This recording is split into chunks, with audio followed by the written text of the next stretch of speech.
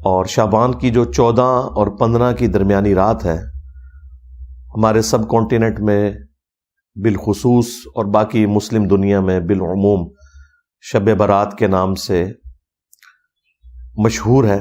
میں چاہ رہا ہوں اس کے حوالے سے تھوڑی سی ڈسکشن کر لوں تاکہ اگلی سنڈے سے پہلے ہماری یہ ویڈیو مکمل ریفرنسز لگ کے اپلوڈ ہو جائے انشاءاللہ تعالی. آج 18 فروری 2024 ہے. آلموسٹ آج سے 27-28 سال پہلے کی بات ہے. مجھے آج بائی چانس یاد آ گیا 1997 میں جب میں انجینئرنگ یونیورسٹی میں سیکنڈ ایئر میں پڑھتا تھا. تو ہم لوگ چونکہ اس وقت گرین پگڑی باندھا کرتے تھے، دعوت اسلامی کے پلیٹ فارم سے جڑے ہوئے تھے، تو شب برات آئی تو میں نے شب برات کے فضائل کے اوپر ایک بیان دیا تھا. ہمارا اجتماع ہوتا تھا مغرب سے عشاء کے درمیان. یونیورسٹی کے ہاسٹل کی جو پریئر ہال ہے، مسجد تو نہیں، وہ پریئر ہال ہی اسے کہا جاتا تھا. تو ایک وہ وقت تھا، ایک آج کا وقت ہے، زمین و آسمان کا فرق ہے. وہ الیاس قادری صاحب نے ایک پورا کتابچہ لکھا ہوا تھا شعبان سے متعلق. کچھ باتیں اس میں ٹھیک بھی تھی، لیکن جو شب برات کے حوالے سے جو ایگزیجریشن، صوفیاء کی عبادات اور پتہ نہیں کون کون سے نوافل اتنے لمبے چوڑے، تو وہ سارے ہم پڑھ پڑھ کے بیان کیا کرتے تھے. بہرحال الیاس قادری صاحب اس حوالے سے تو میں سمجھتا ہوں بریلوی مکتب کے لیے نعمت ہے. انہوں نے اس مکتب فکر کو صرف رسومات سے ہٹا کر پریکٹیکل دین کی طرف لانے میں اپنی ایفرٹ پٹ کی ہے. ورنہ بریلوی مکتب میں نماز پڑھنا، داڑھی رکھنا، پگڑی باندھنا، یہ صرف علماء کا کام ہوتا تھا. عوام الناس تو صرف میلاد کے جلوسوں میں شامل ہوتی تھی. جس طرح کی بے عملی آپ کو اہل تشیع مکتب میں نظر آتی ہے، چند رسومات کا نام انہوں نے دین رکھ لیا. تو بریلوی فرقے کا بھی یہی حال تھا. الیاس قادری صاحب نے ان سے جو ہمارے عقائد میں اختلافات ہیں وہ اپنی جگہ، لیکن بہت بڑی ایفرٹ پٹ کی ہے. اور ایک اور چیز جو بڑی حیران کن ہے آپ لوگوں کے لیے کہ اس وقت بھی جب ہم شب برات کے حوالے سے بیانات دیا کرتے تھے یا لیکچرز دیتے تھے دعوت اسلامی کے پلیٹ فارم سے، تو اس میں جو شب برات کے موقع کے اوپر یہ پٹاخے چھوڑے جاتے ہیں اور مختلف قسم کی آتش بازی کے ایونٹ پرفارم ہوتے ہیں، انہیں کنڈیم کرتے تھے. اب تو یہ آلموسٹ ختم ہی ہو چکے ہیں. ہندوؤں کے ساتھ رہ رہ کر ہولی اور دیوالی کی رسومات کے زیر اثر مسلمانوں نے بھی اس رات کے اندر آتش بازی کا سلسلہ شروع کر دیا تھا. آج کل کی ینگ جنریشن کو اس کا آئیڈیا نہیں ہے کہ کتنی زیادہ آتش بازی ہوا کرتی تھی پچھلی صدی کے اینڈ میں.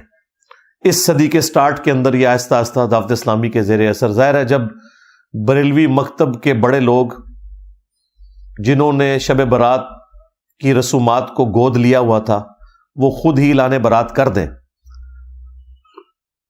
تو پھر ایشو ایڈریس ہو جاتا ہے. ایک نیچرل چیز ہے. تو الیاس قادری صاحب کو یہ میں کریڈٹ دوں گا. اگر کسی ایک بندے کو کریڈٹ جاتا ہے نا بریلویوں میں، وہ الیاس قادری صاحب ہیں کہ ان کی ایفرٹ کی وجہ سے اس زمانے میں بھی ہم لوگ جب درس و بیان کا سلسلہ کرتے تھے تو باقاعدہ آتش بازی کو کنڈیم کرتے تھے.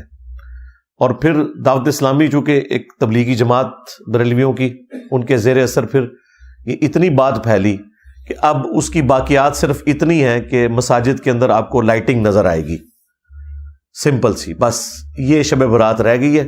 یا لوگ رات کا قیام کر لیتے ہیں، صبح کے وقت سحری کا بندوبست ہوتا ہے. باقی وہ جو خرافات تھی نا اسپیسیفکلی یہ آتش بازی والی، وہ مکمل طور پہ ختم ہو چکی ہیں الحمدللہ. اس کے پیچھے ہماری اکانومی بھی ہے.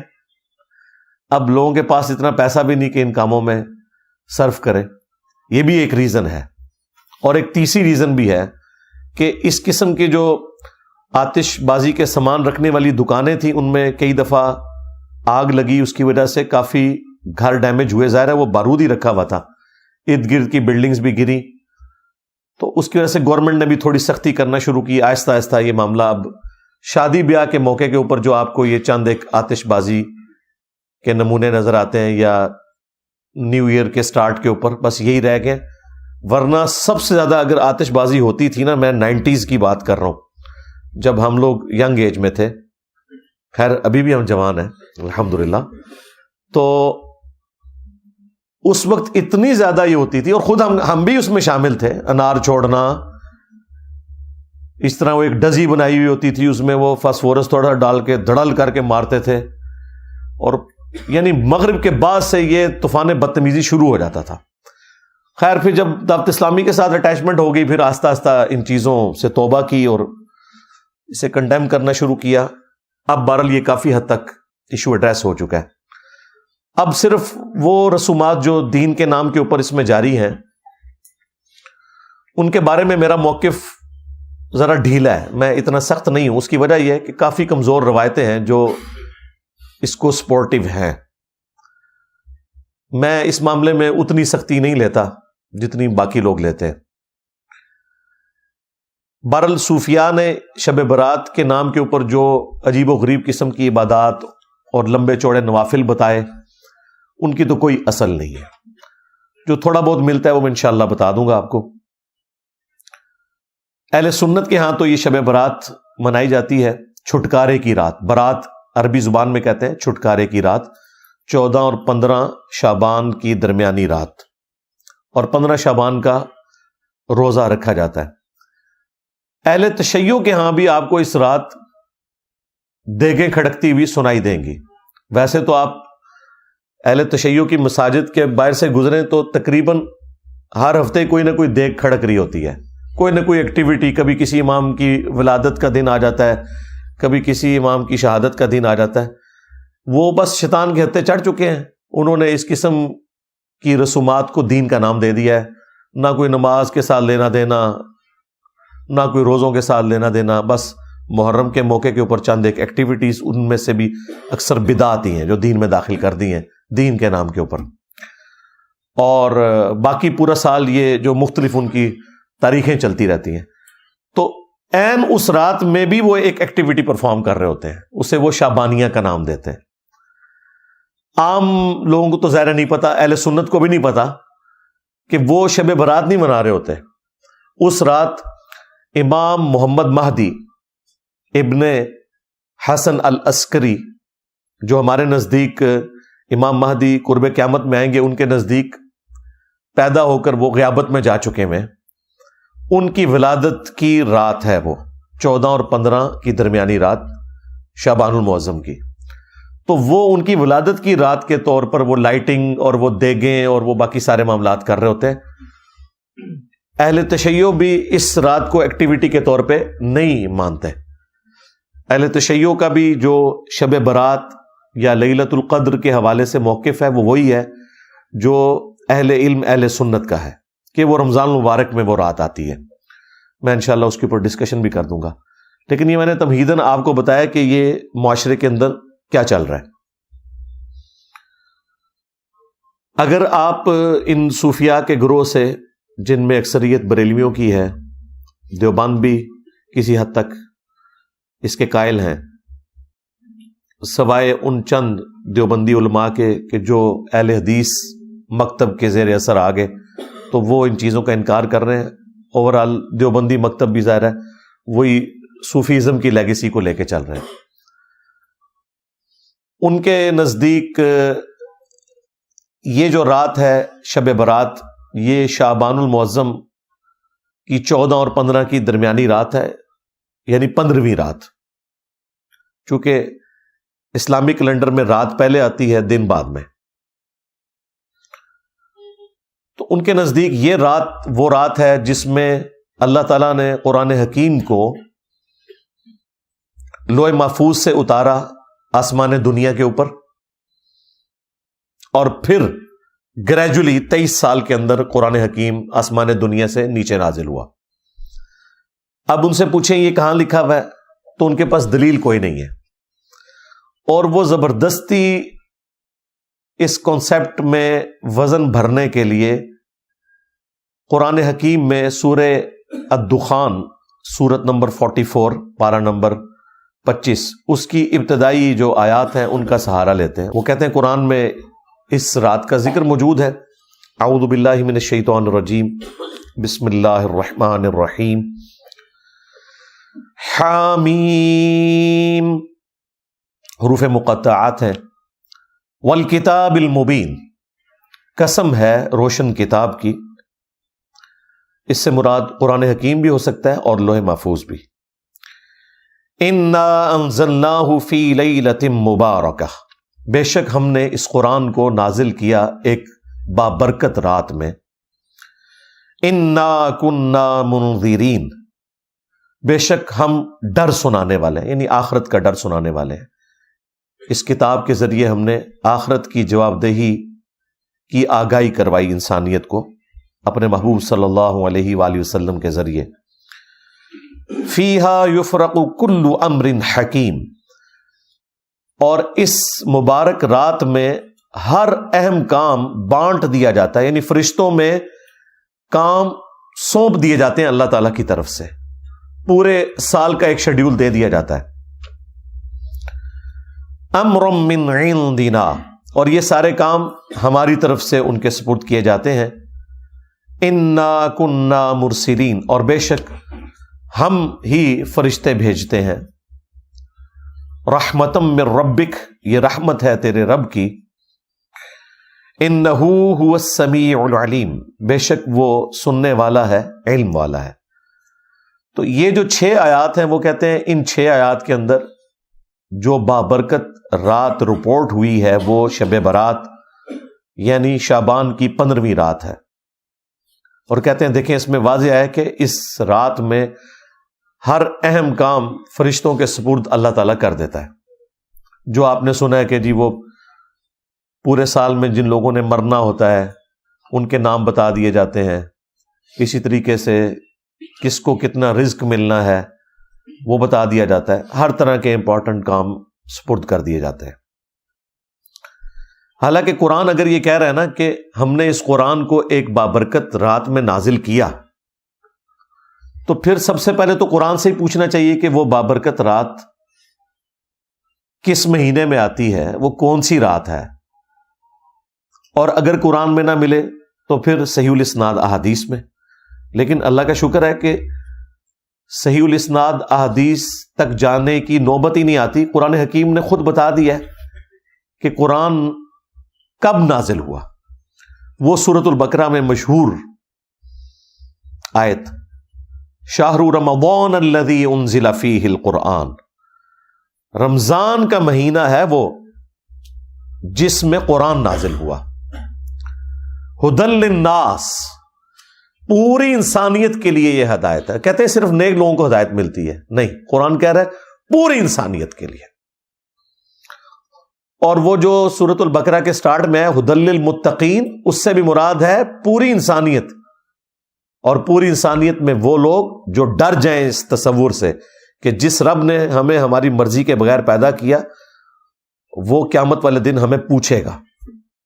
متقی سے مراد یہ نہیں ہے کہ کوئی صرف پرہیزگار لوگ مراد ہے، ڈر جانے والے لوگ. ہدی للناس پوری انسانیت کے لیے ہے یہ ہدایت.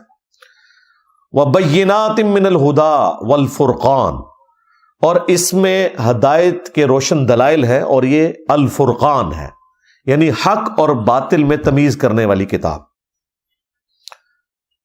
اور یہ الفرقان کی صفت صحیح بخاری میں ہمارے محبوب امام کائنات سید الاولین والآخرین شفیع المذنبین رحمت للعالمین سیدنا و مولانا امام اعظم محمد رسول اللہ صلی اللہ علیہ وآلہ وسلم کے لیے بھی رپورٹ ہوئی.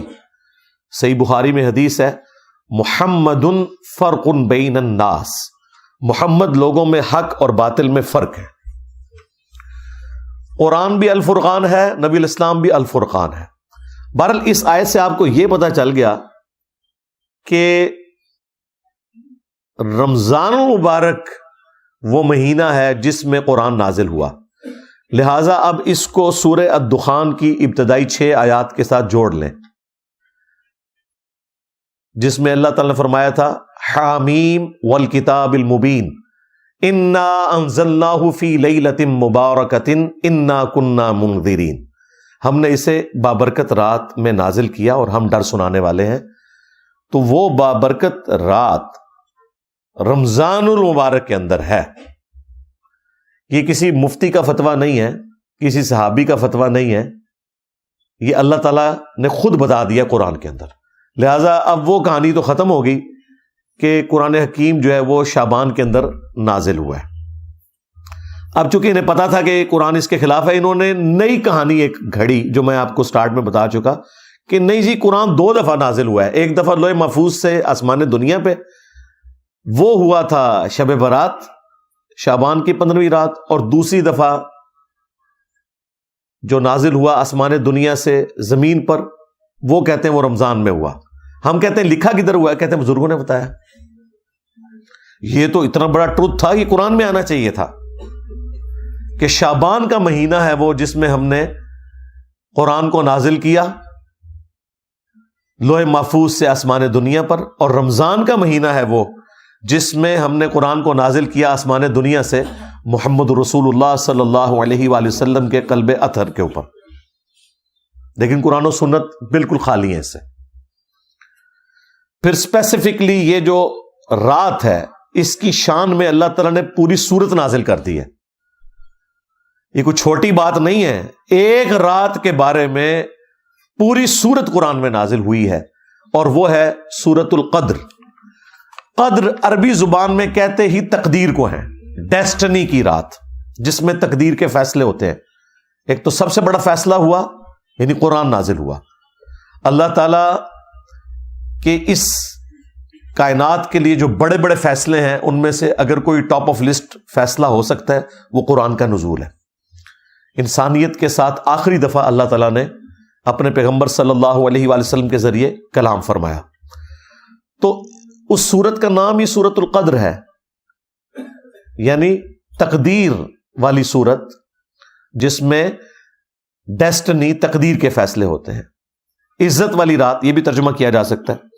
یہ سورت نمبر ہے 97. انا انزلناہ فی لیلۃ القدر، بے شک ہم ہی نے اس قرآن کو نازل کیا ایک عزت والی رات میں، ایسی رات جس میں اللہ کی تقدیر کے فیصلے ہوتے ہیں. وہی بات جو سورہ الدخان میں آ چکی، فیہا یفرق کل امر حکیم. یہ قرآن اس رات میں نازل ہوا ہے جس میں ہر اہم کام بانٹ دیا جاتا ہے. یہاں پہ بھی آ گیا کہ یہ ڈیسٹنی تقدیر کی رات ہے جس میں تقدیر کے فیصلے ہوتے ہیں. اللہ کے علم میں تو پہلے سے ہے، فرشتوں کے سپرد ہوتے ہیں. وما ادراک ما لیلۃ القدر، اور تم کیا جانو کہ لیلۃ القدر کی کیا شان ہے. لیلۃ القدر خیر من الف شہر، یہ تو وہ رات ہے لیلۃ القدر جو 1000 مہینوں سے افضل ہے. یعنی اس رات میں عبادت کرنا 1000 مہینوں، آلموسٹ 90 سال کے قریب بنتا ہے یہ عرصہ، اس سے افضل ہے. تنزل الملائکۃ والروح فیہا باذن ربہم من کل امر، اس رات میں فرشتے نازل ہوتے ہیں اور روح قدس یعنی جبرائیل علیہ السلام بھی اس رات میں نازل ہوتے ہیں اپنے رب کی اجازت سے، ہر طرح کا کام لے کر جو اللہ تعالیٰ ان کے سپرد کرتا ہے. سلام، یہ رات سلامتی کی ہے. ہی حتی مطلع الفجر، اور یہ سلامتی رہتی ہے یہاں تک کہ فجر طلوع ہو جائے، یعنی ختم سحری جہاں ہو جاتی ہے اور فجر کا وقت سٹارٹ ہوتا ہے، اس وقت تک یہ پوری کی پوری رات اللہ تعالیٰ کے فیصلے کی ایک اہم ترین رات ہے.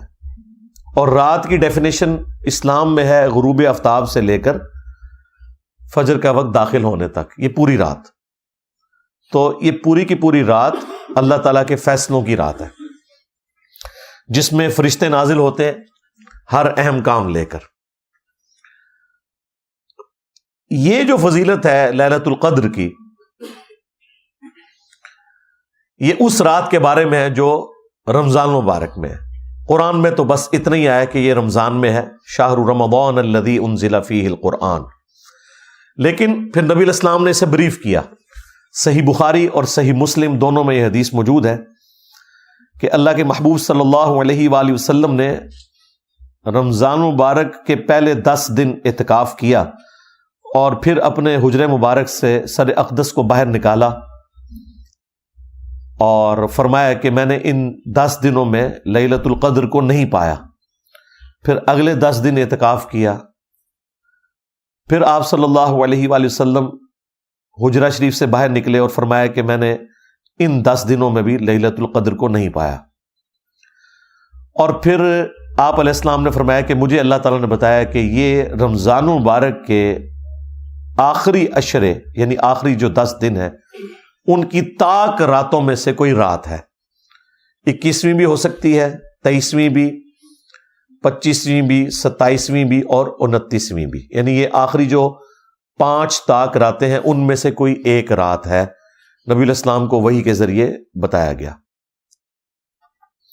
تو تم اسے رمضان مبارک کے آخری عشرے کی تاک راتوں میں تلاش کرو۔ تلاش کرنا مطلب یہ نہیں کہ کچھ آپ کو نظر آنا ہے۔ یہ پبلک میں مشہور کیا ہوا ہے جی سمندر کا پانی شہد سے زیادہ میٹھا ہو جاتا ہے، اور خدا دا نہ جائے گوریاں نے کدھر سن لیا نا، پہلے تھوڑی مٹی پلید ہوئی ہے۔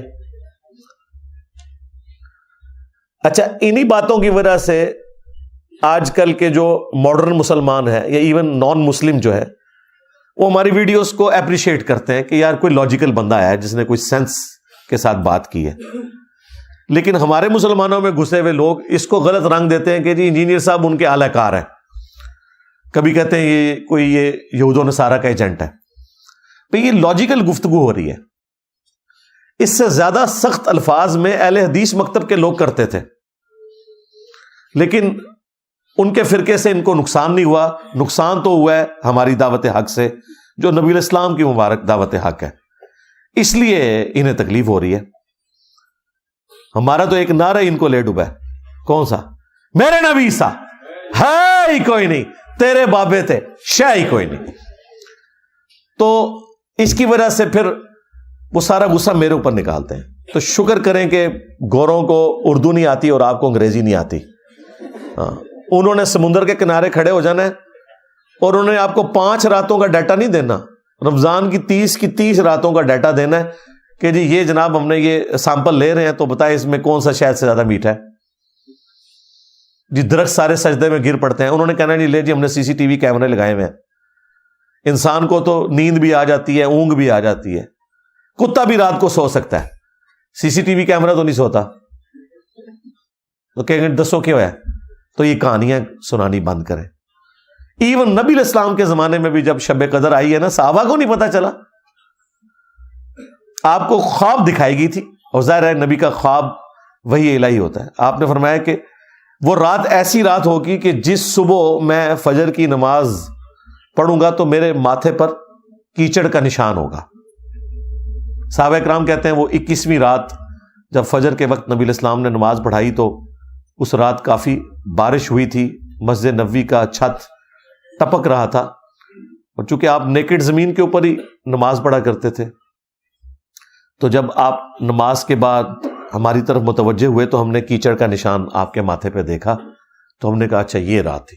یار اگر صحابہ کا یہ سٹیٹس ہے کہ انہیں صبح پتہ چلتا ہے، تو یہ جو کہانیاں کرواتے ہیں کہ جی وہ رات کو ہمیں پتہ چل جائے گا، یہ نشانی ظاہر ہوگی، کوئی نشانی نہیں ظاہر ہوگی بھائی۔ اور یہ فکس بھی نہیں ہے، یہ بھی ذہن میں رکھیے گا۔ نبی علیہ السلام کے مبارک زمانے میں 21ویں رات آئی، یہ 23ویں بھی ہو سکتی ہے۔ اہل تشیع زیادہ زور دیتے ہیں 23ویں کے اوپر، لیکن وہ بھی مانتے ہیں کہ 21ویں بھی ہو سکتی ہے۔ کچھ صحابہ کرام صحیح مسلم میں آتا ہے وہ 27ویں کو مانتے تھے۔ تو یہ ویری کرتی ہے۔ یہ اللہ تعالیٰ نے بیسیکلی شب قدر کی ایک سیلیبریشن رکھی ہوئی ہے۔ کسی سال وہ 21ویں کو سیلیبریٹ کرتا ہے اللہ تعالیٰ، کسی سال 23ویں کو، کسی سال 25ویں کو، کسی سال 27ویں کو۔ مقصد یہ ہے کہ وہ 10 دن آپ اللہ کو دیں، وہ تاک راتیں دیں۔ جو بخاری مسلم میں آتا ہے کہ جب آخری عشرہ شروع ہوتا تھا، نبی علیہ السلام خود بھی رات کو جاگتے تھے اور اپنے گھر والوں کو بھی جگاتے تھے کہ وہ رات کو عبادت کریں. ان راتوں کو زندہ کرنا مقصد ہے. اور وہ بخاری مسلم میں حدیث ہے, نبی اسلام نے فرمایا جس نے ایمان اور احتساب کے ساتھ شب قدر کا قیام کیا اللہ تعالیٰ اس کے پچھلے سارے گناہوں کو معاف فرما دے گا. ہاں, تو وہ فضیلت بیسیکلی حاصل کرنی ہے آپ نے قیام کر کے. شب قدر اگر آپ کو مل گئی, یعنی وہ اللہ کے علم میں کون سی ہے, تو یقیناً اگر آپ آخری طاق راتوں میں قیام کرتے ہیں آپ کو مل گئی, کوئی نشانی نہیں ظاہر ہونی. اور یہاں تو چاند کا بھی جھگڑا رہتا ہے. بہتر یہ ہے کہ آپ آخری 10 کے 10 دن ہی کریں, بلکہ پورا رمضان اہتمام کریں کہ رات کا قیام کریں. اور وہ بھی بخاری مسلم میں اسی حدیث میں ہی آتا ہے کہ جس نے ایمان اور احتساب کے ساتھ رمضان کا قیام کیا اس کے بھی پچھلے سارے گناہ معاف, اور جس نے ایمان اور احتساب کے ساتھ رمضان کے روزے رکھے اس کے بھی پچھلے سارے گناہ معاف. یہ تینوں باتیں شب قدر, قیام اللیل اور رمضان کے بارے میں ایک ہی حدیث میں.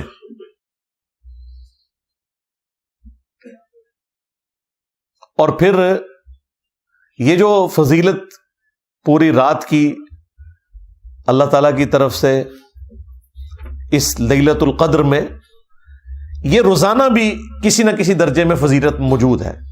وہ صحیح بخاری اور صحیح مسلم دونوں میں حدیث ہے کہ اللہ تعالیٰ روزانہ آخری تہائی رات جب رہ جاتی ہے نا, یعنی رات سٹارٹ ہوتی ہے غروب آفتاب سے لے کر فجر کا وقت شروع ہونے تک, یہ اگر 6 گھنٹے بنتے ہیں نا تو اس کو آپ 3 پہ ڈیوائڈ کریں, جو آخری 2 گھنٹے ہیں نا, 1 تہائی رات آخری جو رہ جاتی ہے, اس میں اللہ تعالیٰ آسمان دنیا پر روزانہ نزول فرماتا ہے جیسا کہ اس کی شان کے لائق ہے, اور کہتا ہے کہ ہے کوئی مجھ سے بخشش مانگنے والا میں اسے بخش دوں, ہے کوئی مجھ سے سوال کرنے والا میں اسے عطا کروں. اور اللہ تعالیٰ کی طرف سے یہ مسلسل ندا آتی ہے یہاں تک کہ فجر کا وقت داخل ہو جائے. یہ روزانہ کے لیے. اچھا, اس میں بعض لوگ پوچھتے ہیں کہ جی وہ رات کی ٹائمنگ تو پوری دنیا میں مختلف ہے, اس طریقے سے شب قدر بھی. بھائی آپ اپنے علاقے کو فالو کریں گے, یہ ساری چیزیں سمبولک ہیں, یہ فزیکل چیزیں نہیں ہیں, یہ ذہن میں رکھیے گا.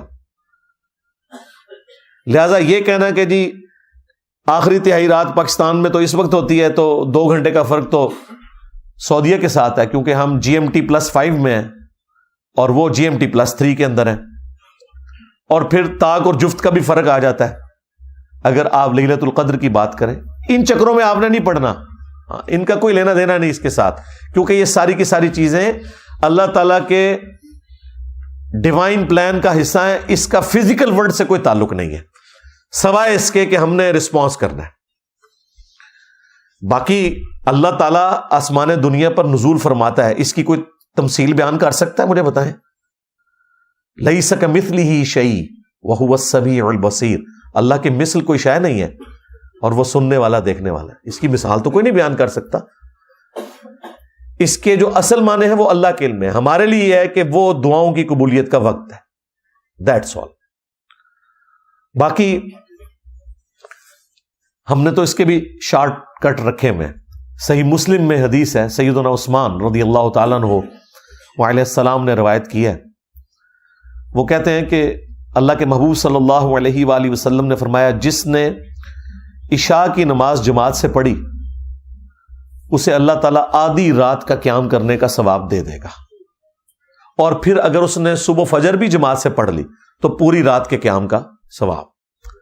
یعنی اگر آپ رمضان المبارک میں عشاء اور فجر جماعت سے پڑھ لیں, اس حال میں کہ آپ کی کوئی رکعت فوت نہیں ہونی چاہیے, یہ ذہن میں رکھیے گا. جماعت سے مراد نہیں کہتا یہ آتے جا کے مل جاؤ اینڈ تے, نہ, رکعت نہیں فوت ہونی چاہیے. شریعت میں جماعت ملنا ہے, رکعت فوت نہ ہو. اور رمضان میں یار کوئی مشکل کام نہیں ہے. فجر زیادہ مشکل ہوتی ہے, وہ تو ساری کے وقت ویسے ہی لوگ اٹھے ہوئے ہوتے ہیں. ایک مسجد سے جماعت رہ جائے دوسری میں چلے جائیں, آپس میں بھی ٹائمنگ کا فرق ہوتا ہے. تو یہ شارٹ کٹ ہے صحیح مسلم میں کہ جو رات کو عشاء اور صبح فجر پڑھ لے جماعت کے ساتھ, پوری رات کے قیام کا اسے ثواب مل جائے گا. یہ شارٹ کٹس جو ہیں وہ ہمارے جیسے جو کمزور لوگ ہیں ان کے لیے بہت بڑی نعمت ہے. اور یہ شارٹ کٹس اسپیشلی اللہ تعالیٰ نے اپنے محبوب صلی اللہ علیہ وآلہ وسلم کے ذریعے ہمیں اس لیے دیے کہ کوئی بہانہ باقی نہ رہے. اسی طرح کا ایک شارٹ کٹ صحیح مسلم میں رپورٹ ہوا ہے. نبی علیہ السلام فجر کی نماز سے پہلے گھر سے نکلے اور پھر نماز پڑھ کے اشراق تک بیٹھ کے نوافل پڑھ کے کافی دیر بعد جب گھر آئے تو آپ نے دیکھا کہ آپ کی بیوی سیدہ جویریہ سلام اللہ علیہا وہ مصلی پہ ہی بیٹھی ہوئی ہیں. نبی علیہ السلام نے فرمایا تم صبح سے بیٹھی ہوئی ہو، یعنی کم از کم 3 گھنٹے تو ہو گئے تھے ان کو بیٹھے ہوئے، اور میں نے گھر آنے کے بعد 4 کلمات صرف 3 دفعہ پڑھے اور مجھے تم سے زیادہ ثواب مل گیا. سبحان اللہ وبحمدہ عدد خلقی ورضا نفسی وزینت عرشی ومداد کلماتی. یہ 4 کلمات سبحان اللہ وبحمدہ تو کامن ہے نا، عدد خلقی ورضا نفسی وزینت عرشی ومداد کلماتی، ان کو آپ نے 3 دفعہ پڑھنا ہے. وہ ہم نے صبح شام کے اذکار میں بھی یہ ذکر ڈالا ہوا ہے. تو مجھے اس سے زیادہ ثواب مل گیا جو تمہیں ملا ہے. اب اس کی قدر جو مجھے ہے نا وہ شاید آپ میں سے بہت کم لوگوں کو ہو. میرے لیے تو سیکیورٹی ایشوز کی وجہ سے مسجد میں اشراق تک بیٹھنا آلموسٹ امپاسبل ہو چکا ہے. حالانکہ یہ سنت بھی ہے. صحیح مسلم میں آتا ہے کہ نبی علیہ السلام تو فجر سے لے کر سورج بلند ہونے تک مسجد میں بیٹھے رہتے، اور اس دوران صحابہ کرام کہتے ہیں کہ ہم آپس میں ایک دوسرے کو اپنے زمانے جاہلیت کے واقعات سنایا کرتے تھے. اور اس میں الفاظ ہیں کہ مجلس کرتے تھے نبی علیہ السلام. یہ مجلس کا ورڈ اس میں موجود ہے، اسی کی وجہ سے ہم نے مجالس کا نام رکھا. اور پھر ہم زمانے جاہلیت کے جب واقعات سناتے ہیں اور اس میں ہم اپنی ان حرکتوں کا ذکر کرتے تو خود اپنے اوپر ہنسا کرتے تھے کہ یار ہم کس قسم کے تھے. کبھی کہیں نذرانہ چڑھا رہے ہیں بتوں کے اوپر جا کے، اپنے ہاتھوں کے تراشے ہوئے بت، یعنی وہی ریپلیکا یہاں پہ بھی آپ کو نظر آتا ہے. تو نبی علیہ السلام بھی ہمارے ساتھ مسکراتے تھے جب ہم آپس میں مسکراتے تھے نا کہ یار ہم کتنے جاہل لوگ تھے. تو نبی علیہ السلام بھی محظوظ ہوتے تھے اس مجلس میں بیٹھ کے. تو یہ فجر سے لے کر اشراق تک مسجد میں بیٹھنا یہ بہت بڑی نعمت ہے. لیکن اس کے ایکویلنٹ ایک شارٹ کٹ میں نے آپ کو بتا دیا کہ نبی علیہ السلام نے فرمایا کہ یہ 4 کلمات پڑھ لو 3 دفعہ، سبحان اللہ وبحمدہ عدد خلقہ ورضا نفسہ وزینت عرشہ ومداد کلماتہ، تو تمہیں اس سے بڑھ کر ثواب مل جائے گا. ایک اور شارٹ کٹ صحیح مسلم میں، اور یہ حدیث صرف مسلم میں نہیں ہے، یہ ترمذی میں، ابو داؤد میں، سنن نسائی میں، ابن ماجہ میں، یعنی جو اہل سنت کی مین سٹریم کی 6 کتابیں ہیں، بخاری کو چھوڑ کے باقی 5 کتابوں میں یہ حدیث موجود ہے، اور مشکات میں تو ظاہر ہے موجود ہے کہ جو شخص رمضان المبارک کے روزے رکھے اس کے بعد شوال کے مہینے میں 6 روزے رکھ لے، اسے پوری زندگی کے روزے رکھنے کا ثواب ملے گا اگر اس کی یہ روٹین رہی پورے سال کے روزے کا. 6 روزے صرف، اور وہ آپ نے پورے مہینے میں کسی بھی وقت رکھنا ہے. یہ جو پبلک میں مشہور ہے نہیں جی ایک فوراً بعد رکھ لینا چاہیے، باقی بے شک بعد میں جس طریقے سے مرضی جب مرضی رکھیں، اس مہینے کے اندر آپ نے 6 روزے پورے کرنے. بہتر تو ویسے یہ ہے کہ آپ ساتھ ہی رکھ لیں عید کے فوراً بعد، کیونکہ روٹین بنی ہوتی ہے اور وہ رکھنے آسان ہو جاتے ہیں. بعد میں جب تھوڑا سا وقت گزر جائے نا 1-1.5 ہفتہ پھر مشکل ہو جاتے ہیں. تو یہ شوال کے 6 روزے ایک شارٹ کٹ ہے پورے سال کے روزوں کا ثواب. اس طرح کے شارٹ کٹس جو ہیں ان سے نفع اٹھانا چاہیے. اور یہ شارٹ کٹس احادیث میں اس لیے رپورٹ ہوئے کہ ہر شخص کو اللہ تعالیٰ نے ایک جیسے حالات و واقعات نہیں دینے. سرکمسٹانسز ڈفرنٹ ہو سکتے ہیں کسی بندے کے، تو وہ شخص بھی محروم نہ رہ جائے. اعمال تو موجود ہیں. دیکھیں لوگ کہتے ہیں کہ زیادہ علم حاصل کریں گے تو مشکل میں پڑ جائیں گے، زیادہ علم حاصل کریں تو آپ کو دین میں آسانیاں پتہ چل جائیں گی. مشکل میں کہاں سے پڑھیں گے؟ تو یہ کتنی بڑی آسانی ہے کہ آپ اتنا بڑی فضیلت والا کام مختصر سے عمل سے کر لیں اور آپ کو بھی اتنا ہی ثواب مل جائے. اسی طریقے سے صحیح مسلم میں حدیث ہے، تم میں سے کسی کے اندر یہ استطاعت ہے کہ وہ تہائی قرآن پڑھ لے رات میں؟ صحابہ نے کہا کہ اس کی کون قدرت رکھے گا؟ آپ صلی اللہ علیہ وآلہ وسلم نے فرمایا کہ سورہ اخلاص پڑھ لو، تہائی قرآن کے برابر ہے، یعنی اس کا ثواب. قل هو اللہ احد اللہ الصمد لم یلد ولم یولد ولم یکن لہ کفوا احد، 1/3 قرآن کے برابر ایک دفعہ یہ سورت پڑھنے کا ثواب ہے۔ اور دیکھیں صحابہ کہہ رہے ہیں کہ یہ کس میں قدرت ہو سکتی ہے کہ رات میں 1/3 قرآن پڑھے؟ یہ آپ کو کہتے ہیں ہمارے بزرگ 8 قرآن روزانہ پڑھتے تھے۔ صحابہ کرام تو 1 قرآن سے بھی عاجز ہیں۔ تو یہ یعنی بابوں کا دین ہے اور یہ کتابوں کا دین ہے۔ باقی جو شب برات کے حوالے سے ایک مشہور ترین حدیث پیش کی جاتی ہے وہ بھی میں ڈسکس کر لیتا ہوں۔ وہ جامع ترمذی میں ہے، سنن ابن ماجہ میں ہے، مشکات کے اندر بھی موجود ہے، اور یہ حدیث سب سے مشہور ترین حدیث ہے جس کو سارے لوگ کوٹ کر رہے ہوتے ہیں، خواہ وہ ڈاکٹر طاہر القادری صاحب ہوں، خواہ مولانا طارق جمیل صاحب ہوں، باپا جانی الیاس قادری صاحب ہوں، سب اس حدیث کو وہ کہتے ہیں جی دیکھیں جامعہ ترمذی میں یہ حدیث آئی ہوئی ہے، سنن ابن ماجہ میں آئی ہوئی ہے کہ نبی علیہ السلام ایک رات بقیع غرقد قبرستان میں چلے گئے اور سیدہ عائشہ آپ کے پیچھے چلی گئی کہ آپ علیہ السلام اچانک اٹھ کے کہاں چلے گئے۔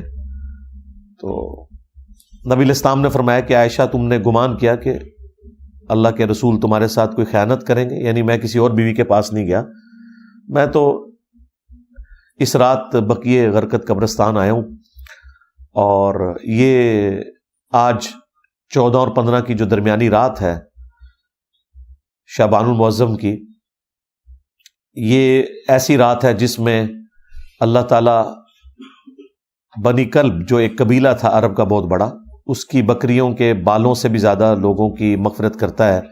تو میں اہل بقیع کے لیے دعا کرنے آیا۔ اچھا، یہ حدیث وہ بیان کر کے کہتے ہیں یہ مغفرت کی رات ہے۔ اس حدیث کے ساتھ خود لکھا ہوا ہے امام ترمذی نے کہ یہ حدیث منقطع ہے، یعنی راویوں کی ملاقات ہی نہیں ہے آپس میں۔ پھر تدلیس کا بھی ایشو ہے اس میں۔ اس سے بڑھ کر امام ترمذی نے لکھا کہ میں نے اپنے استاد امام محمد بن اسماعیل بخاری، یعنی صحیح بخاری کے جو آتھر ہیں، ان سے جب میں نے شب برات کی اس حدیث کے بارے میں پوچھا، شب برات تو ہم کہہ رہے ہیں وہ تو 15ویں رات شعبان کی، تو انہوں نے بھی فرمایا کہ میرے نزدیک بھی یہ حدیث ضعیف ہے۔ اچھا، امام ترمذی نے 7 باقاعدہ کامنٹس کیے ہوئے ہیں اس کے اوپر۔ اس سے بڑھ کر مشکات والوں نے جب یہ حدیث ترمذی سے لی تو انہوں نے بھی 7 امام بخاری کے کامنٹس نقل کیے جو امام ترمذی نے ان کے حوالے سے بیان کیے۔ اب مجھے بتایا اس کے بعد کوئی گنجائش رہتی تھی، لیکن دیکھ لیں ڈٹائی ہے۔ ڈاکٹر طاہر القادری صاحب بھی وہ پڑھ رہے ہیں اور کہہ رہے ہیں ترمذی پڑھ رہا ہوں، ترمذی اگے بھی پڑھو نا سرکار۔ بس حدیث بیان کر کے نا جو اگلا حصہ تھا نا کہ جو امام ترمذی نے لکھا کہ یہ روایت درست نہیں ہے، امام بخاری بھی اسے صحیح نہیں سمجھتے، اس میں راویوں کی ملاقات ہی نہیں، منقطع ہے، وہ انہوں نے آنکھوں سے پڑھی، زبان سے نہیں پڑھی، بس اس کے بعد کتاب بند کر دی۔ یعنی وَأَنْتُمْ تَعْلَمُونَ، وہ جانتے تھے کہ اس میں کیا لکھا ہوا ہے، بس بیان کر دیا ڈٹائی کے ساتھ۔ اسی طریقے سے ایک اور حدیث پیش کی جاتی ہے سنن ابن ماجہ سے، وہ بھی مشکات میں بھی موجود ہے، کہ نبی علیہ السلام نے فرمایا کہ اس مہینے میں نامہ اعمال اللہ کے حضور پیش ہوتے ہیں، رات کا قیام کرو اور دن کا روزہ رکھو۔ حالانکہ اس میں کذاب راوی ہے، یہ گھڑی ہوئی روایت ہے، ضعیف بھی نہیں، گھڑی ہوئی روایت، ڈٹائی کے ساتھ بیان کرتے ہیں۔ اور یہ رات جو ہے وہ فجر کا وقت شروع ہونے تک اللہ تعالیٰ کی طرف سے خاص رحمت کی رات ہے، فرشتے نازل ہوتے ہیں، وہی جو لیلۃ القدر کے بارے میں ہے۔ اور وہ تو میں نے آپ کو بتایا کہ روزانہ کے لیے بھی فضیلت ہے بخاری مسلم میں، کہ آخری تہائی رات جب رہ جاتی ہے تو اللہ تعالیٰ آسمان دنیا پہ نزول فرماتا ہے، جیسا کہ اس کی شان کے لائق ہے، اس کی مثال نہیں بیان ہو سکتی، اور کہتا ہے کوئی مجھ سے مانگنے والا میں اسے عطا کروں، ہے کوئی بخشش مانگنے والا کہ میں اسے بخش دوں، حتیٰ کہ فجر کا وقت داخل ہو جائے۔ یہ روزانہ کے لیے اللہ تعالیٰ کی طرف سے ایک اسپیشل آفر ہے پوری انسانیت کے لیے کہ وہ حق قبول کر لیں۔ ایک اور روایت ہے سنن ابن ماجہ میں، جسے ضعیف جمع ضعیف کا فارمولہ لگا کے شیخ البانی نے حسن درجے میں ڈکلیئر کر دیا، جس کی وجہ سے آج کل بعض اہل حدیث بھی شب برات کو اتنا ماننا شروع ہو گئے شیخ البانی کی وجہ سے کہ اس رات اللہ تبارک و تعالی مخلوق کی طرف متوجہ ہوتا ہے اور سوائے دو طرح کے لوگوں کے سب کی مغفرت فرما دیتا ہے، ایک جو شرک کرنے والا ہے اور دوسرا جو اپنے مسلمان بھائی کے بارے میں دل میں کینہ رکھنے والا ہے۔ لیکن یہ روایت بھی کمزور ہے اور یہ باقی روایتوں سے بھی زیادہ کمزور روایت ہے۔ اس میں دو مجہول راوی ہیں ان نون، اور دو مدلس راوی ہیں جو عن سے روایت کر رہے ہیں، اور امام مسلم نے صحیح مسلم کے مقدمے میں لکھا ہوا ہے کہ مدلس کی عن والی روایت سما کی تصریح کے بغیر ضعیف تصور کی جائے گی۔ 4 سکم ہے اس روایت کے اندر، اس کے باوجود شیخ البانی نے چونکہ اسے حسن لکھ دیا، اور وہ حسن لکھ رہی ہے ضعیف جمع ضعیف، وہ آج بریلوی بھی کوٹ کرتے ہیں، دیوبندی بھی، اور بعض اہل حدیث بھی کوٹ کرتے ہیں۔ اور جو شیخ البانی کی اس تحکیم کے ساتھ ایگری نہیں کرتے اہل حدیث، ان کی بھی جرت نہیں ہے کہ وہ شیخ البانی کا رد کریں کہ یار انہوں نے اس کے اوپر جو حکم لگایا وہ ٹھیک نہیں لگایا۔ میں آپ کو مزے کی بات بتاؤں، آلموسٹ کوئی 13-14 سال پہلے کی بات ہے، نئے نئے جب ہم اہل حدیث کی طرف آئے تو اس وقت بڑا جوش بھی تھا، تو میں I-10 کی مسجد میں، دارالاسلام نام کی ایک مسجد ہے گرین بیلٹ کے اوپر I-10 2 میں، وہاں جمعہ میں نے پڑھا تو وہ شب برات کے حوالے سے گرج رہے تھے بریلویوں کے اوپر نا، وہاں کے جو عالم صاحب تھے، تو میں نے پرچی پہ نا انہیں کاغذ پہ لکھ کے بھیجا کہ آپ کے جو روحانی ابا جان ہے نا شیخ ناصر الدین البانی، جو محدث اعظم سعودی ہیں، 99 میں ڈیتھ ہوئی، ویسے البانیہ سے تھے، سعودیہ میں سیٹل ہوئے، آج بھی اکثر جو علماء عرب ہیں وہ ان کے اسٹوڈنٹ ہیں، تو انہوں نے تو اس روایت کو حسن ڈکلیئر کیا ہوا ہے، تو مہربانی کریں ان کا رد بھی ساتھ ہی کر دیں، کیونکہ یہ تختہ مشق بنے میں آپ لوگ ان کی وجہ سے۔ اچھا، انہوں نے پرچی بھی پڑھی اور ان کو پتہ بھی تھا، وہ بڑے محقق عالم تھے جو وہاں جمعہ پڑھاتے ہیں، گول کر گئے جی پرچی۔ بعد میں نے ان کو ملا، اب وہ ڈرے ہوئے تھے، ان کو پتا تھا میں تو مطلب نیا نیا اس طرف گیا ہوا تھا، تو آپ پتہ نئے نئے بندے میں جوش ہی کتنا ہوتا ہے۔ میں نے کہا یہ کیا آپ نے کیا؟ انہوں نے کہا جی کیوں آپ نے ہماری پبلک کو بھی ہمارے خلاف کرنا ہے؟ پہلے ہم دوسروں کے ساتھ پنگا لیے ہوئے ہیں، ادھر ہم اپنے کے خلاف بھی پنگا لے لیں گے تو ادھر تو وہ کہیں گے جی اپنے بزرگوں کو ہی رگڑ رہے ہیں۔ یہ وجہ ہے میرے بھائی لوگ حق قبول نہیں کرتے، کہتے ہیں جی قادیانی کیوں نہیں مانتے؟ بھائی جب تم چشتی دجال اور تھانوی دجال کا جھوٹا دفاع کرو گے یا ان کے دفاع کرنے والے علماء کا جھوٹا دفاع کرو گے تو بھائی تم قادیانیوں کو کیسے اسلام کی دعوت دے سکتے ہو؟ ہمارے اس پلیٹ فارم کی برکت سے الحمدللہ درجنوں قادیانیوں نے اسلام قبول کیا ود فیملی، وہ مجھے بتاتے ہیں آ کے، لیکن میں نے آج تک کسی کو ساتھ بٹھا کے ویڈیو نہیں کبھی ریکارڈ کروائی۔ ان کے پاس کوئی ایک بندہ آ جائے نا تو سارے فرقوں میں اسے گھماتے ہیں اور چندہ اکٹھا کرتے ہیں، کیونکہ ان کا مقصد چندہ اکٹھا کرنا ہے۔ ختم نبوت کے اوپر جتنا چندہ ملتا ہے اور کسی کام پہ نہیں ملتا، اسی لیے دیکھیں دنیا کا جو فارغ ترین انسان ہے نا وہ بھی یہ کہتا ہے میں ختم نبوت پہ کام کر رہا ہوں۔ یہ حق خطیب کو دیکھ لینا، میں ختم نبوت، یہ ان کا طریقہ واردات ہے۔ اچھا، اب اقرار اس کی غلط حرکتوں سے اسے روکنے گیا ہے تو وہ کہہ رہا ہے یہ مجھے ختم نبوت پہ کام کرنے سے روک رہے ہیں، دیکھ لو۔ تو یہ ختم نبوت کے پیچھے چھپتے ہیں، حالانکہ ختم نبوت کے اوپر یہ ڈاکہ مار رہے ہیں۔ جس کاز کو یہ نقصان پہنچا رہے ہیں اس کے پیچھے چھپ رہے ہیں، تو یہ ان کا اسکیپ روٹ ہے۔ خیر وہ عالم صاحب نے خیر اگلے جمعے میں بھی اس کو بیان نہیں کیا۔ تو یہ روایت بھائی اس میں 4 سکم ہیں، 2 مجہول راوی ہیں، 2 مدلس ہیں، عن سے روایت کر رہے ہیں۔ اور شیخ زبیر لزئی صاحب نے اس حدیث پہ حکم جب لگایا نا، مشکات میں بھی یہ حدیث آئی ہے، تو انہوں نے فٹ نوٹ پہ لکھا کہ یہ روایت تو اندھیروں میں ڈوبی ہوئی روایت ہے، دور دور تک اس میں تو روشنی کی کوئی کرن بھی باقی نہیں ہے، کیونکہ وہ بیسیکلی شیخ البانی پہ ٹونٹ کر رہے تھے کہ تم نے حسن کہاں سے بنا دیا، یہ تو ضعیف سے بھی کوئی آگے درجے کی چیز ہے، تم نے حسن کیسے بنا دیا؟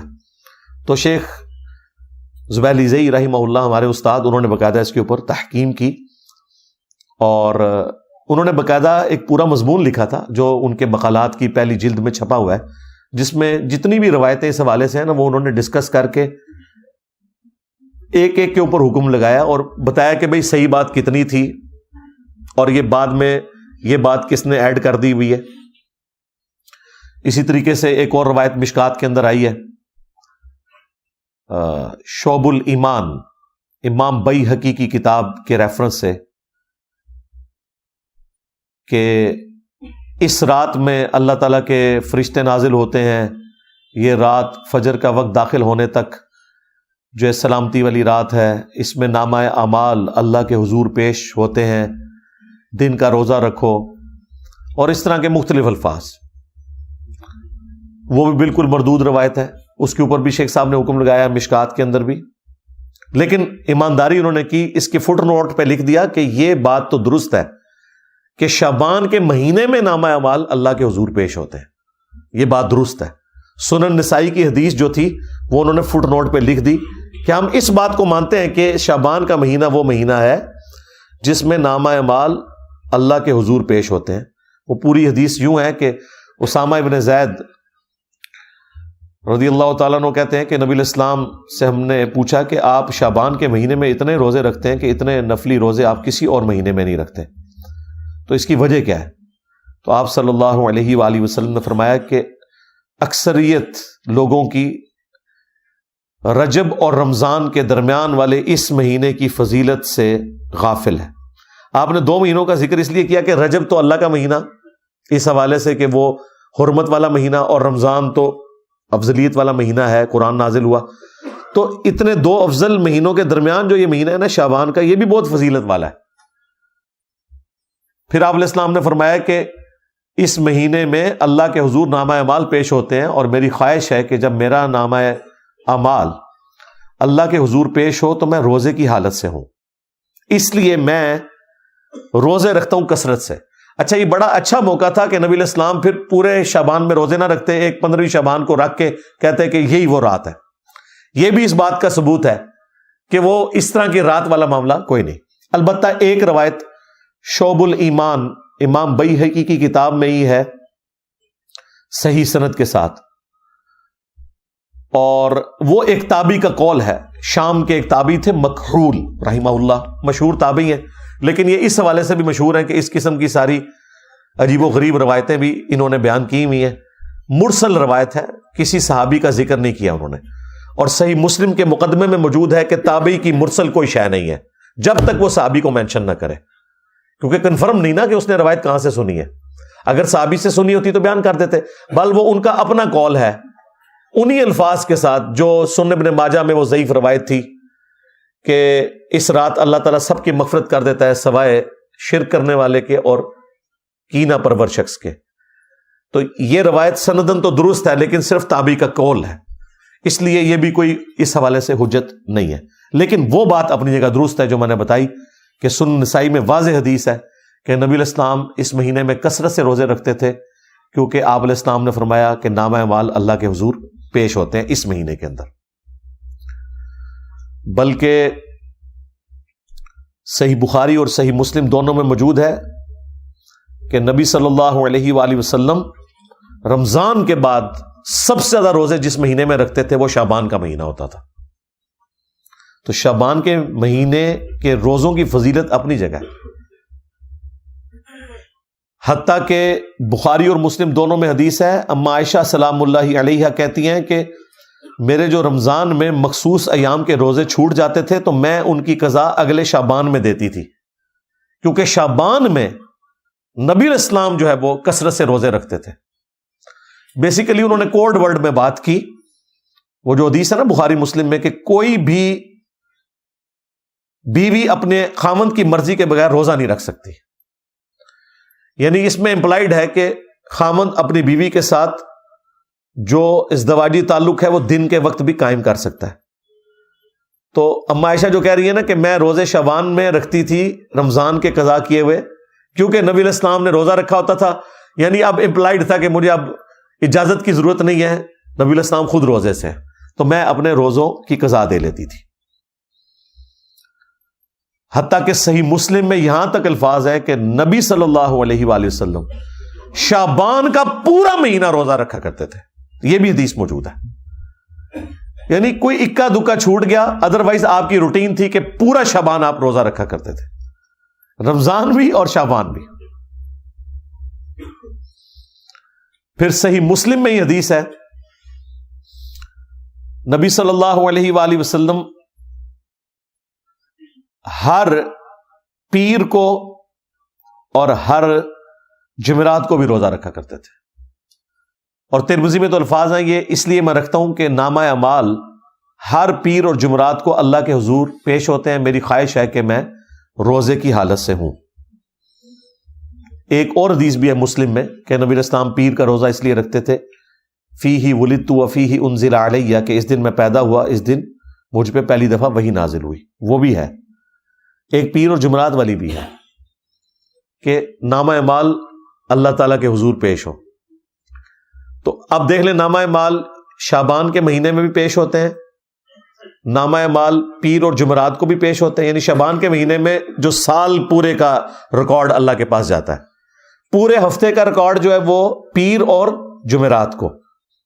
اور روزانہ بھی ہوتا ہے, جو بخاری مسلم میں حدیث ہے کہ فرشتے فجر اور عصر کے وقت ڈیوٹیاں اپنی بدلتے ہیں. فجر والے فرشتے جب عصر کے وقت واپس جاتے ہیں, اللہ تعالیٰ سب کچھ جانتا ہے, اس کے باوجود پوچھتا ہے کہ میرے بندوں کو کس حال میں پایا. تو وہ کہتے ہیں کہ گئے تھے تو فجر پڑھ رہے تھے, آئے تھے تو عصر پڑھ رہے تھے. اس طرح عصر والے جب فجر کے وقت واپس جاتے ہیں, وہ کہتے ہیں جب ہم گئے تھے عصر پڑھ رہے تھے, وہ جب واپس آئے تو فجر پڑھ رہے تھے. فرشتے بھی انسانوں کی خدمت میں لگائے ہوئے اللہ تعالیٰ نے. اللہ تعالیٰ نے انسانوں کو سب سے زیادہ سیریس لیا ہوا ہے اس کائنات میں, اور انسانوں نے سب سے زیادہ نان سیریس اپنے رب کو لیا ہوا ہے. یہ کتنی خطرناک بات ہے. اللہ کے نزدیک سب سے زیادہ سیریس مخلوق انسان ہے, فرشتے اس کی خدمت میں لگے ہوئے ہیں. تو نامہ اعمال پیر اور جمعرات کو بھی ہر ہفتے, پھر سال کے بعد بھی شعبان کے مہینے میں, اور روزانہ بھی فجر اور عصر کے وقت. یعنی یہ میں نے آپ کو وہ ساری روٹین بتا دی جو اللہ تعالیٰ کے حضور پیشی ہوتی ہے. تو نبی علیہ السلام اس لیے روزوں کا اہتمام شعبان میں زیادہ کیا کرتے تھے. یعنی آپ کے 11 روزے تو کنفرم ہوتے تھے ہر مہینے کے, 8 تو آپ کر لیں پیر اور جمعرات, 4 دفعہ سوموار کا دن آتا ہے, 4 دفعہ جمعرات کا دن, 8 روزے یہ, اور 3 ایام 20 کے, 13, 14 اور 15, جب خوب روشن ہوتا ہے نا چاند, ایام 20 اسے کہتے ہیں. 3 یعنی چاند جب گول ہونے کے روزے ہیں. یہ نبی الاسلام کی روٹین میں تھے. ایون سنن نسائی میں یہاں تک آیا کہ نبی الاسلام سفر میں بھی یہ روزے رکھا کرتے تھے ایام 20 کے.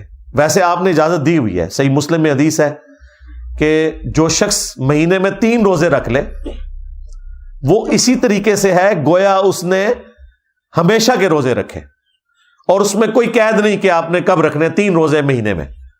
اور اس کا بھی آسان ورژن میں نے آپ کو بتا دیا ہے کہ شوال کے 6 روزے رکھ لیں, وہ بھی صحیح مسلم میں ہے, رمضان کے بعد, تو وہ بھی پوری زندگی کے روزے ہیں.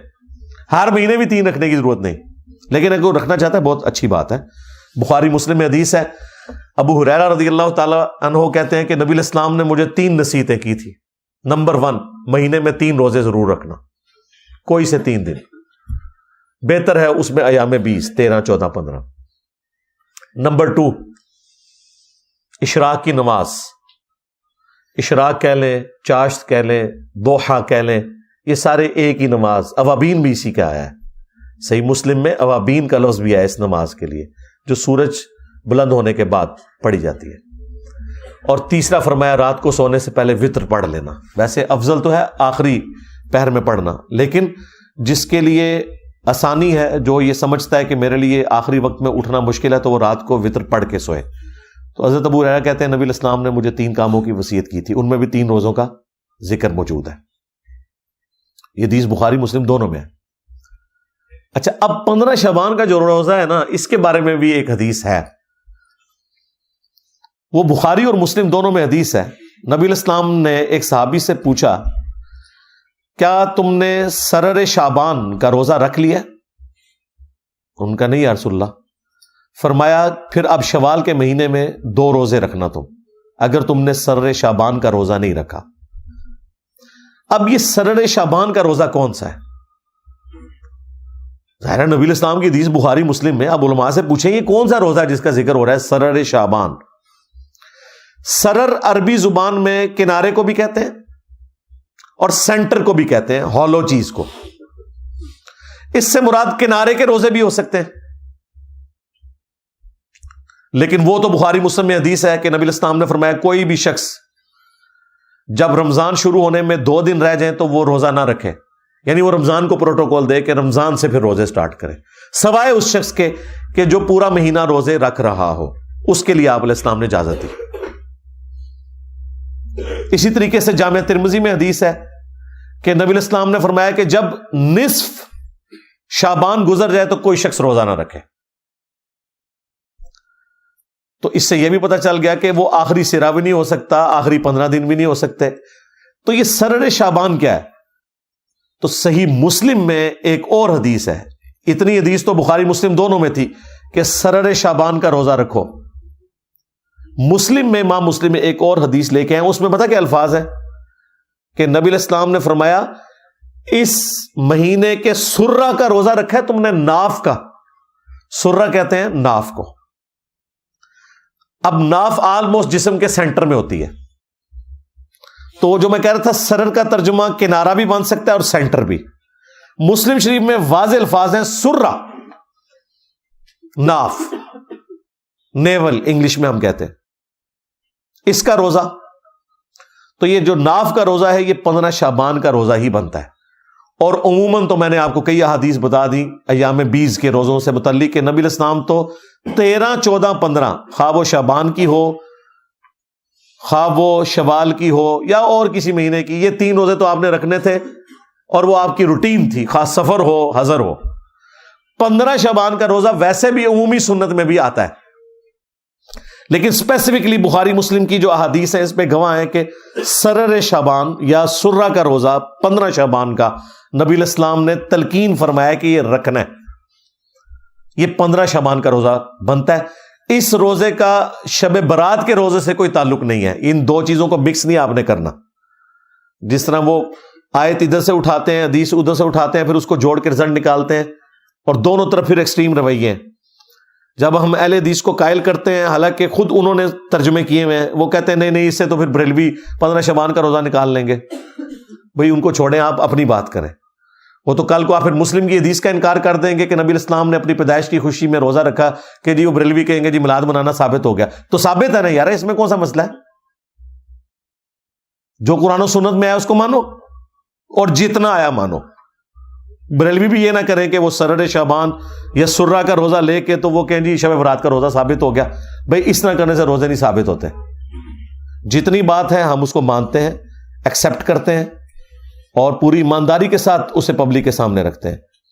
لہذا اگلی اتوار اور سوموار کی درمیانی رات، یعنی یہ بنے گی 18 اور 25 فروری 2024 کو. جب 25 فروری گزر جائے گا تو وہ رات آ جائے گی، یعنی 26 کا روزہ بنے گا 26 فروری کا 2024 کے اندر. 15 شعبان المعظم 1445 ہجری. تو یہ روزہ خود بھی رکھیں، گھر والوں کو بھی رکھوائیں، اس اعتبار سے کہ نبی الاسلام نے اس کی ترغیب دلائی ہے. اور دیکھیں کس حد تک ترغیب ہے کہ اس میں آگے الفاظ ہیں کہ اگر تم نے نہیں رکھا تو شوال میں 2 روزے اس کے بدلے میں رکھنا. تو وہ بعض اہل حدیث جو ماننے کے لیے تیار نہیں، وہ کہتے ہیں نہیں اس سے مراد وہ 3 روزے تھے نا، وہ نہیں رکھے تھے تو آپ نے فرمایا کہ چلو شوال میں رکھ لینا. بھئی اگر 3 کے بدلے ہوتا تو پھر حضور کہتے 3 روزے رکھو. 2 کا ذکر کیوں ہے؟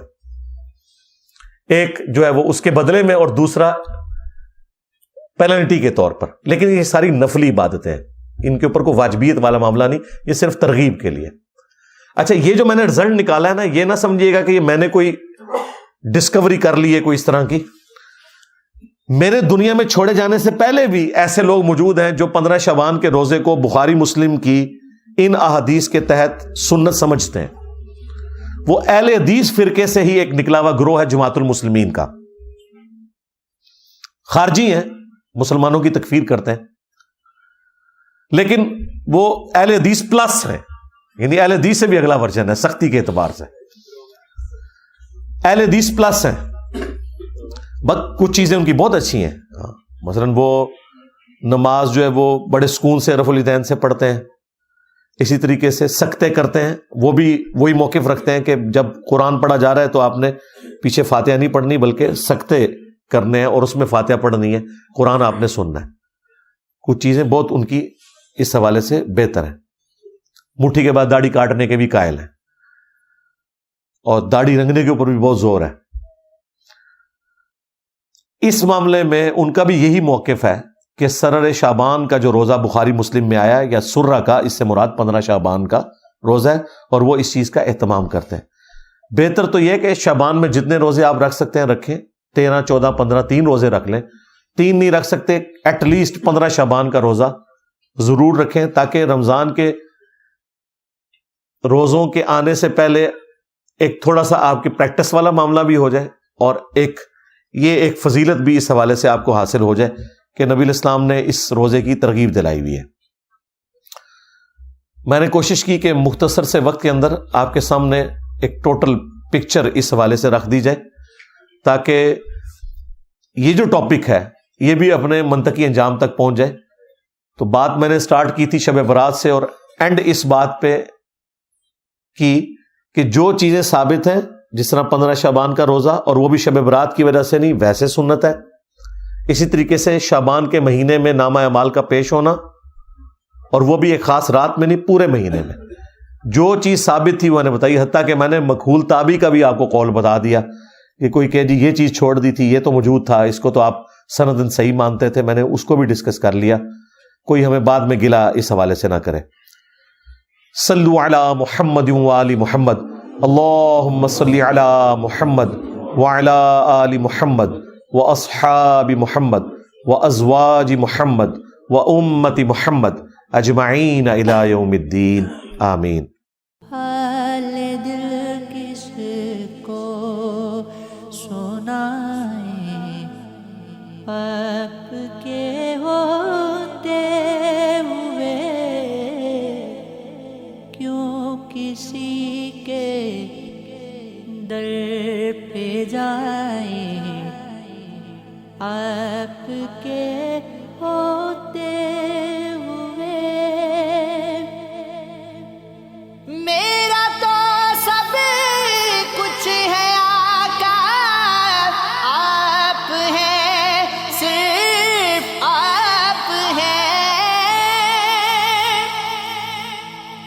میرا تو سب کچھ ہے آقا، آپ ہیں، صرف آپ ہیں، او دلوں کی سے لگاؤں، آپ کے ہوتے ہوئے، اور لوگ سے لگاؤں، آپ کے ہوتے ہوئے، میرے دکھ کو اور کوئی چار اگر سمجھے گا کیا، میرے دکھ کو اور کوئی چار اگر سمجھے گا کیا، زخم دل کس کو دکھائیں، آپ کے ہوتے ہوئے، زخم دل کس کو دکھائیں، آپ کے ہوتے